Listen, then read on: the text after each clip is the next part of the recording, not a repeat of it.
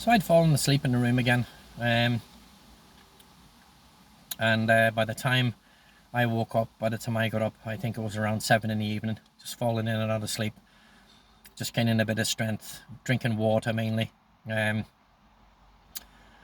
the manager at the front desk had given me some Imodium. She'd had Imodium and stuff. Back then, you didn't really see too many businesses with anything like that for diarrhea or anything, or even first aid kits, because they weren't required back then. Most of the hotels might have had a living doctor. They might have had a doctor there, or there could have been a small clinic nearby, or a pharmacy where you could have run down, or some of the staff might have gone down and got you something. So, but I remember the woman, oh God, Jeanette, I don't know. She gave me a cup of Imodium and told me to take that, and that would have helped, and it did. So I remember going out. It was dark. The young guy had taken the parasol down, but he'd still left the yellow towel on the chair just in case I needed it, on the bench and stuff. And he'd brought the small table away because it was getting covered in sand from the breeze and stuff. And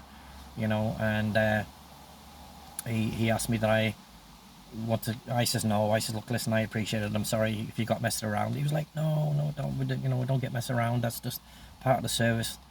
And I reached in my pocket, and I think at that particular time I'd only had on me about $30.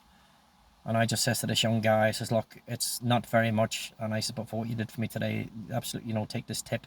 Yeah, and he's like, no, it's okay. And I says, no, you take this tip. I think it was $30, and $30 back then was a lot of money. You know what I mean? It could have been a week's wages for some of them young Caribbean guys. Back then, maybe possibly 30 years ago, I don't know. And I gave him that money, and he was literally just over the moon. And I says, I'm sorry. I said, that's all I've got on me at the moment. And it was honestly true. I only had that money on in my shorts at the moment. All my other money was just basically stuck in the bottom of my bag and perched away and locked in a cupboard.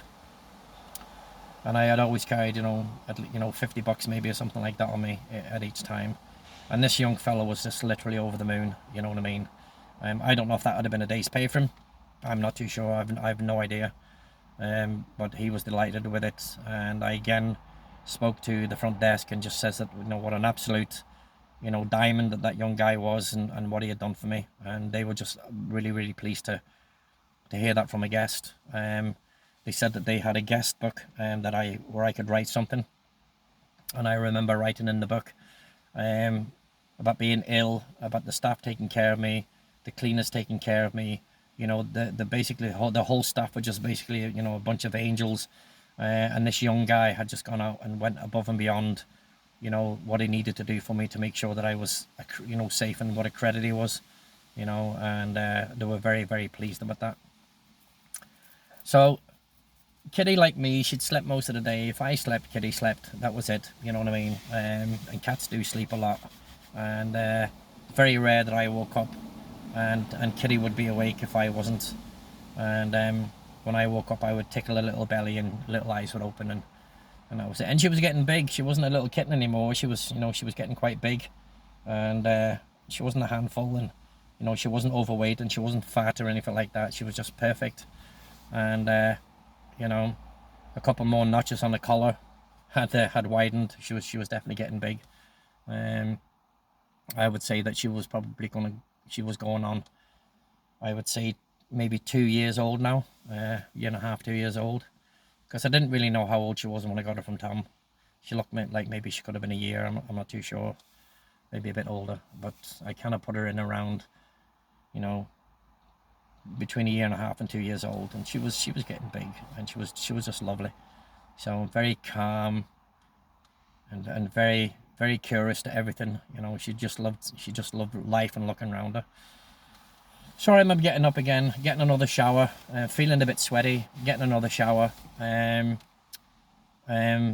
taking Kitty out onto the little deck. Andy wasn't back yet, and the sun was beginning to set, and that was about 8:30, 8:45ish, and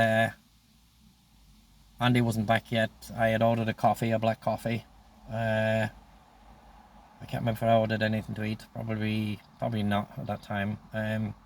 got a black coffee, sat down, little bowl of water for Kitty and some tuna fish. She loved tuna fish. And she was happily just sitting on the table and eating the tuna fish, drinking water, and she just stretched out. She just lay down. She gave a big stretch and a big yawn, and she just kind of lay down, and she was just happy, like a little pig in shit, lying on the table and getting tummy scratches from me, and lots of other people kind of like looking over, and not one of them said, oh, she shouldn't be on the table, anything like that. It was really nice to see, and that people really just had enjoyed seeing her when she was there. And that made me, that made me quite happy seeing that, because I fucking didn't not like people who didn't like animals. And anybody who was going to make a shitty remark to me was going to get a fucking really sharp, barbed reply. So, yeah. I think about 10 minutes or 15 minutes into drinking a coffee, Andy came through. And he's kind of stood there for a minute, and I turned around and I could hear him. Oh, there you are. And he came and he sat down, and Andy had this shit-eating grin on the side of his face. And I said, Andy, Jesus, you look like the cat that got the cream. I said, how was your day? And Andy was absolutely blown away, because not only had he sold everything that left that was in the plane, which he'd made another $4,000-ish off, but he'd also got another 5 clients. He went around the shops and he got another 5 clients, which is absolutely brilliant. And the reason that happened was because one of the other suppliers had stopped going to the island. And these guys had said to Andy, well, how do we know that you're reliable? And Andy says, well, he says, I've just brought in a bunch of gear for Mark at Blue Water Divers, and he's taken it and he's given me another order. So I think they might have phoned him and checked if that was true. And he was like, yes, whatever, I've got this, that. And, I know Andy from before. And he didn't say nothing shitty about Andy. I think he gave Andy a pretty good, a pretty good, a pretty good markup. And they were like, yeah, okay, no problem. So he had 6 new clients and a bunch more cash. So Andy was happy. They wanted the gear, I think within 2 weeks. Which was the deal with Andy, that Andy would bring the gear back down again. And so that was part of the deal. Andy shook hands on everything. And he had a stack of paperwork with loads and loads of orders on it. So Andy was very, very happy. There was no need for us to stay the 4 days. Andy was pleased that was about as much as he could do. He'd had a great day.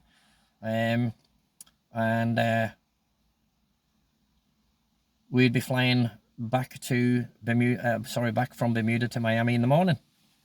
So Andy had already been to the airport. He'd already, because the weather was good, I don't think Andy would usually file a flight plan or anything like that. So, but Andy always did, just in case anything, anything would happen. So Andy did that. The weather was going to be a bit colder tomorrow, a bit cloudy. I think there might be a ceiling of about 1,500 feet of cloud. I'm not too sure. That's what Andy remember. Andy kind of like alluding to me, but we'd climb up through it anyway. We wouldn't fly under it. We'd climb through it, and then we would be on our way back to Miami, to Miami Airport. So Andy had arranged to meet Lauren again tonight. This time he wanted me to, because it was the last night, he wanted me to have lunch with them. I said, yeah, okay, no problem at all, and he's just put his hand on my shoulder and he goes, oh, please, whatever you do, he goes, no projectile vomiting while we're eating. I says, Andy, I don't know if I can fucking guarantee you that, mate. We'll see how it plays out. So another bit of a chuckle. Andy was absolutely bursting, smiling, and just to know that, that his business had just, gone up another little notch as well. And Andy just kind of like looked at me, and he just looked and he says, Colin, he says, I'm so grateful. He says, I'm so grateful. He says that, you've come to work with me. He says, it's been a long time. He said, since I've had these results, he goes, he says, Tom was like you. He goes, Tom was tenacious. Tom would go in and he wouldn't leave until he, he sold something or he got an order. He says, and I've collected, so much money. He says, over the past, couple of months, he goes, since you've been here, he goes, and, I didn't really. He goes, I was in a lot of debt. You know what I mean? I wasn't collecting the money. I was in a lot of debt. He says, and and he says, I thought my business was going to go down the toilet. I didn't want to say. I says, fucking hell, Andy, you should have told me. You know what I mean? And he was like, no, I don't want to, project my bullshit onto other people. And I says, fucking hell, you could have said something.